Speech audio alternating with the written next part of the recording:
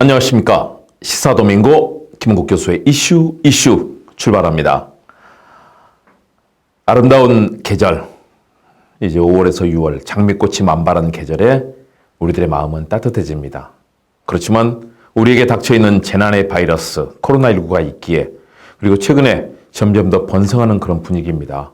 우리가 어떻게 하면 우리의 주변과 우리 국민의 생명을 지킬 수 있을 것인가 함께 고민하면서 보내야 되는 시간입니다.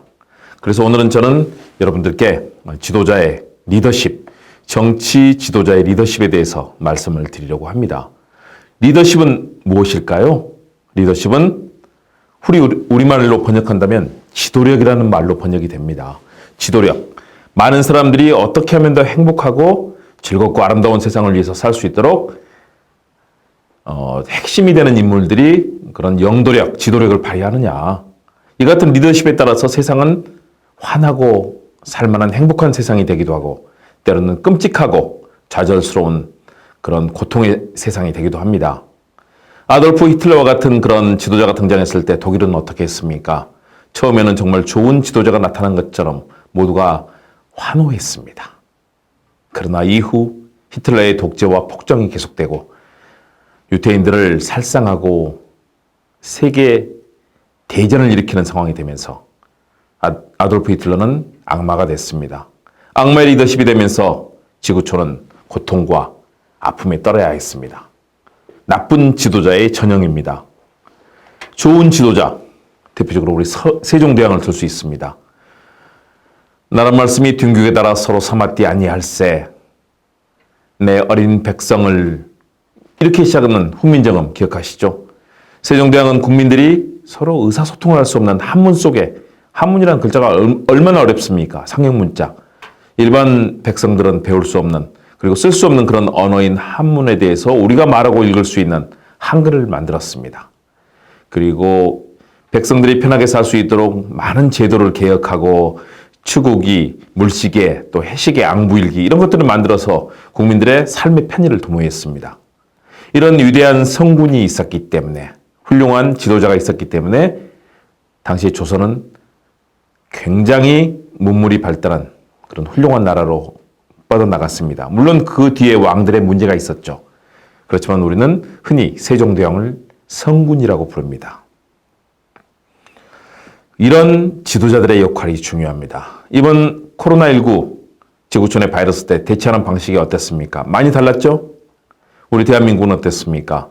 문재인 대통령, 정세균 국무총리, 그리고 정은경 본부장, 수많은 사람들이 국민을 위해 헌신하고 소통하고 열정을 보이는 리더십을 발휘했습니다. 반면에 다른 나라 어떻습니까? 일본만 해도요. 제때 검사도 하지 않고 방치하고 남의 탓하고 이웃나라인 괜히 한국을 괜히 거기다 끌어들이고 했던 아베 총리, 지지율이 급락하면서 위기를 맞고 있습니다. 많은 일본 시민들이 죽음을 맞이했습니다. 나쁜 지도자가 있는 것과 좋은 지도자가 있는 것, 이렇게 다른 것이죠. 지금 미국 어떻습니까? 제대로 책임지지 않는 트럼프 대통령, 그로 인해서 미국의 사망자는 이미 10만 명을 넘어섰습니다. 그리고 확진자가 이미 15만 명을 넘어서서 전 세계 확진자의 3분의 1을 차지하고 있습니다. 영국 어떻습니까? 보리스 존슨 총리, 자기 자신이 감염이 일부 되는 그런 상황이 벌어졌죠. 영국도 많은 피해를 봤습니다. 다른 나라들은 마찬가지입니다. 제때 역량을 발휘하는 지도자의 리더십이 중요합니다. 과거의 지도자는 어떤 지도자였습니까? 카리스마가 넘치고 결단력이 넘치면서 주변에 군림하는 왕과 같은 존재였습니다.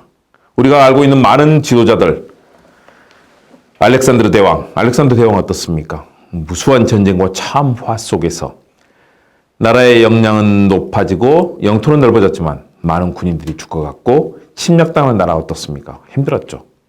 나폴레옹 황제 어떻습니까? 과거에는 그런 사람들이 지도자였습니다. 군을 이끌고 단호하고 결단력을 발휘하면서 카리스마가 있는 군림하는 사람들이 지도자였습니다. 그러나 근대사회, 현대사회에 들어서면서 지도자는 달라졌습니다. 지도자의 물론 가장 큰 덕목은 카리스마와 결단력이 중요합니다. 위기 상황이 발생했을 때 정확하게 판단하고 정확하게 대처하고 주변을 제대로 통제함으로써 그 판을 주도적으로 승리의 길로 이끄는 것 지도자들에게 중요합니다.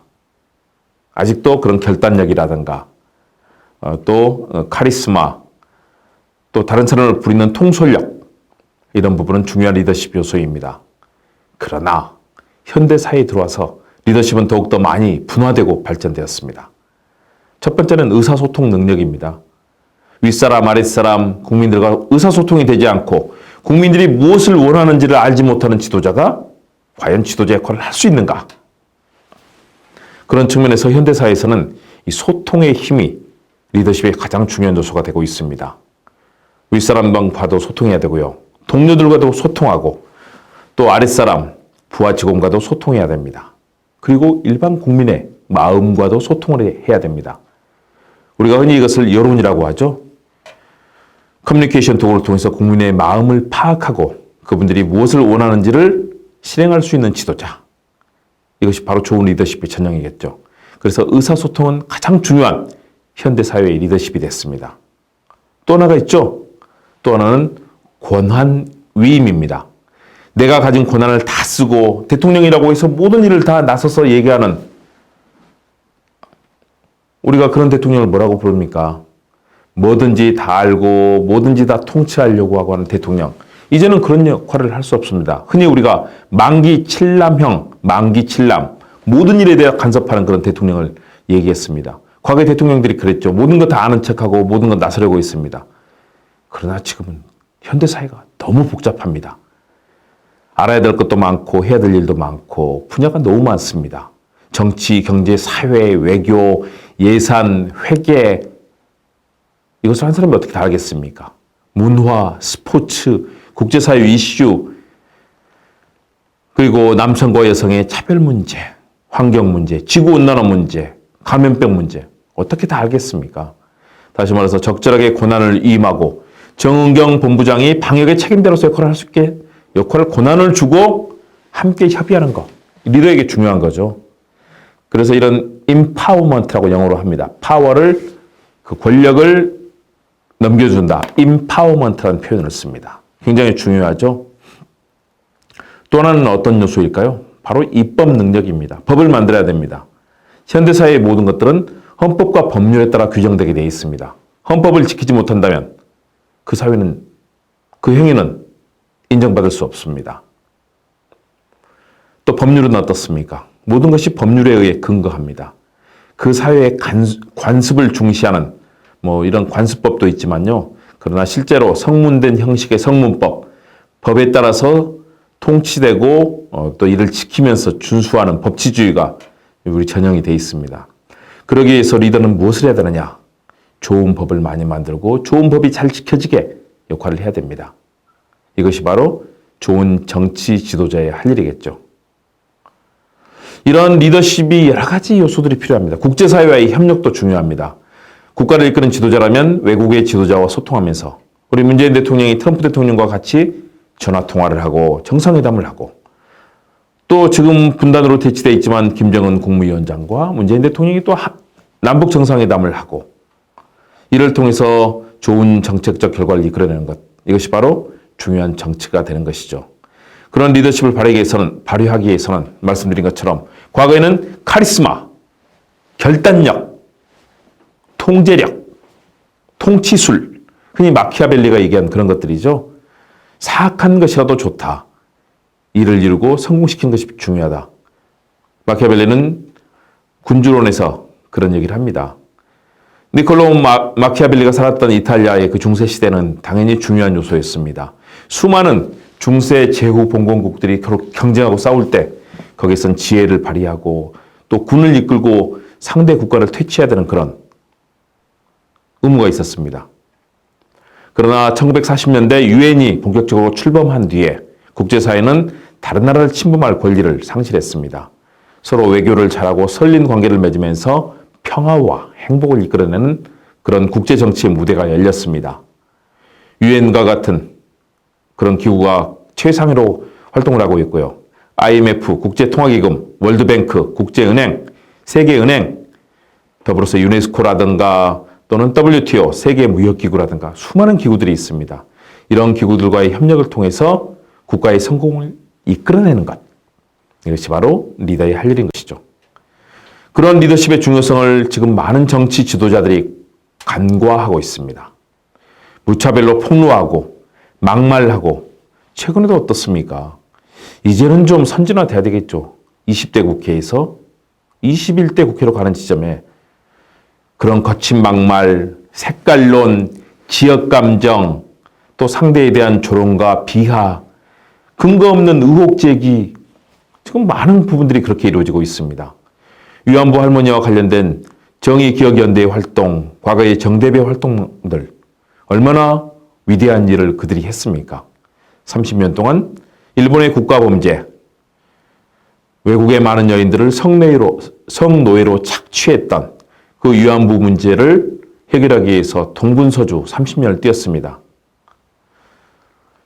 그분들이 그동안에 주먹구구식 운영도 하고 회계에서 잘못 처리하는 부분도 있었을 겁니다. 물론 그 부분은 잘못된 부분 책임을 져야 되고 또 투명하게 개선이 돼야 됩니다. 그러나 과거의 친일파들, 극우 인사들, 위안부 할머니들을 능멸하고 능욕하고 도리어 그들을 이용했던 친일파 극우 인사들까지 나서서 마치 정의연이 범죄단체인 것처럼 얘기를 합니다. 황당하고 어이없는 일입니다. 국회의원, 또 정부기관, 또 수많은 국가의 공적인 위치에 있는 분들은 그런 발언 하나하나에도 신중해야 됩니다. 정의연, 정대협의 그 숭고했던 역할들에 대해서 존중하면서 혹시라도 실수가 있었다면 바로잡기 위해서 서로 토의하고 토론하고 논의하면서 잘못된 부분들을 바로잡고 또 사과할 부분 사과하고 법적 책임을 받을 부분 받아야 됩니다. 그러나 더불어서 정대협 활동과 정의연 활동에 대한 존중과 배려가 필요합니다.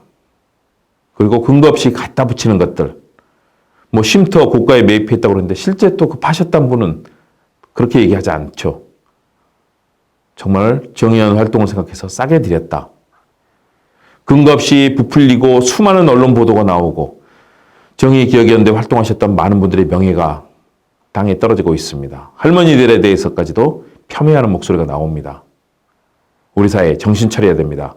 좋은 지도자들은 바로 이럴 때 제대로 리더십을 발휘해서 이 사회의 여러 가지 이런 핵심 이슈들이 바람직한 방향으로 갈 수 있도록 힘을 모아야 됩니다. 시민단체도 이제는 탈바꿈해야 됩니다. 변모해야 됩니다. 과거의 공은 공대로 살리되 과가 있다면 그 과를 바로잡는 노력이 필요할 때입니다. 지도자들은 이런 어려운 상황에서 코로나19가 다시 집단 감염의 틀로 이동하려는 그런 순간에 적절한 리더십을 발휘해야 됩니다. 박원순 서울시장, 이재명 경기지사 같은 분들이 제때 리더십을 발휘하면서 단호하게 대처하고 있습니다.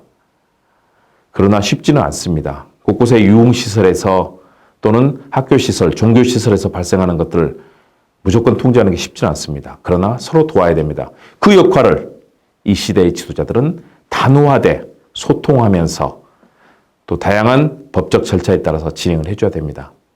그런 측면에서는 오늘 여러분들께 그 중요성을 말씀드리고 싶습니다.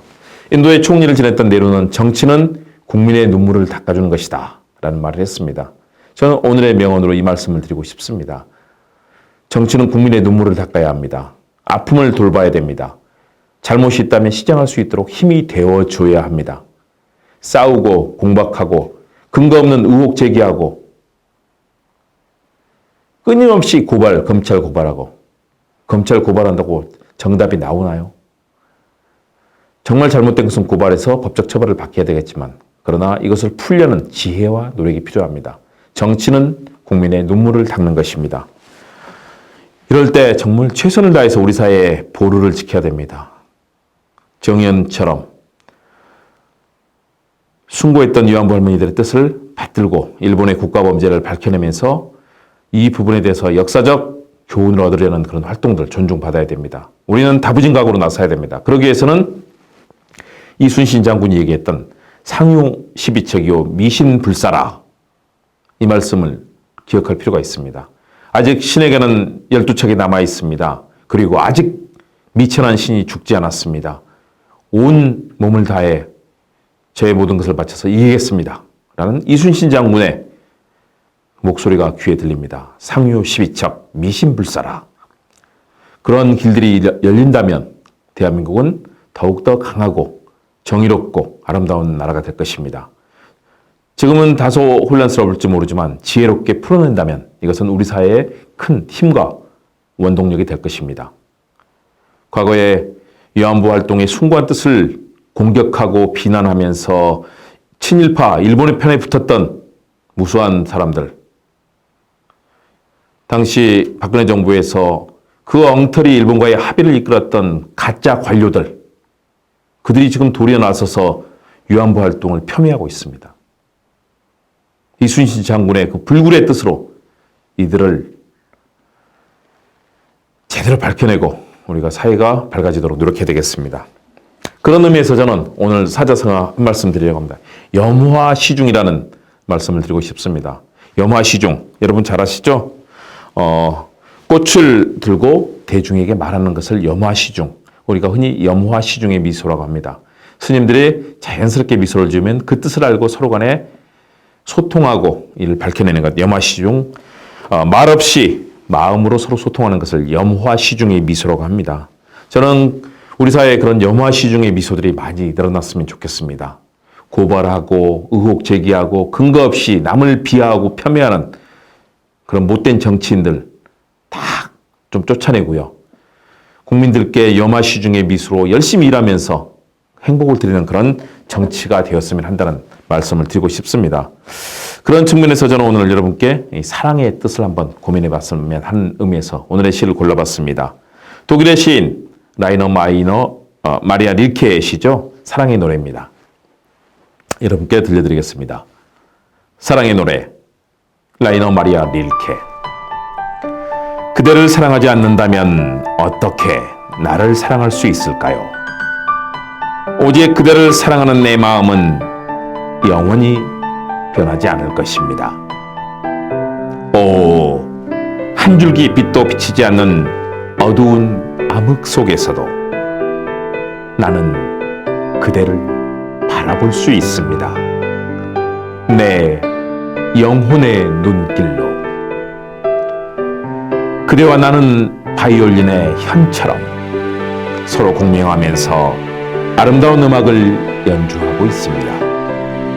그런데 어느 음악가가 우리를 연주하고 있는 것일까요? 그대를 위해 나의 모든 것을 바치겠습니다. 머리끝에서 발끝까지 나는 온통 그대만의 것입니다. 릴케의 영혼이 깃든 시입니다. 내 모든 영혼을 다 바쳐서 사랑하겠다는 얘기고요. 연인에게 건넨다면 이것은 사랑의 헌사일 수 있고요. 사랑의 세레나데일 수도 있겠죠. 국가에 대해서 얘기한다면 끝없는 조국애와 애국심일 겁니다. 또 주변에 대해서는 서로에 대해서 배려하고 나누는 마음일 겁니다. 코로나19 우리 극복할 수 있습니다. 어제 저녁 코로나19 관련된 음악회를 열었습니다. 코로나19 극복과 지구촌 평화를 기원하는 박소은 소프라노의 독창회를 어제 제가 사회를 봤는데요. 수많은 분들이 마음으로 도와주시고 금전으로 도와주시고 장소를 제공해 주시고 인쇄물을 만들어 주시고 서로 온힘이 되었습니다. 와서 동영상을 만들어 주시고 또 보도를 해 주시고 무수한 분들이 힘을 합쳐서 그 아름다운 음악회가 소프라노 박소은 쌤의 아름답고 감동적인 노래와 함께 성공적으로 끝났습니다. 바로 그런 곳에 저는 답이 있다고 봅니다. 이 시대의 지도자들 서로 배려하고 사랑하고 나누면서 국민을 위해 봉사하고 헌신할 때 우리는 답을 찾을 수 있습니다. 그 길을 함께 열어가야 됩니다. 우리 정치인들의 카리스마, 결단력, 의사소통, 또 권한 위임, 좋은 입법, 여러 가지 이런 리더십을 발휘함으로써 대한민국과 이 지구촌이 더욱더 살기 좋은 행복한 곳이 되기를 기대합니다. 여러분, 아름다운 봄날 그리고 여름날을 맞으시기 바랍니다. 시사도밍고 김홍국 교수의 이슈 다음 시간에 함께하겠습니다. 여러분 감사합니다.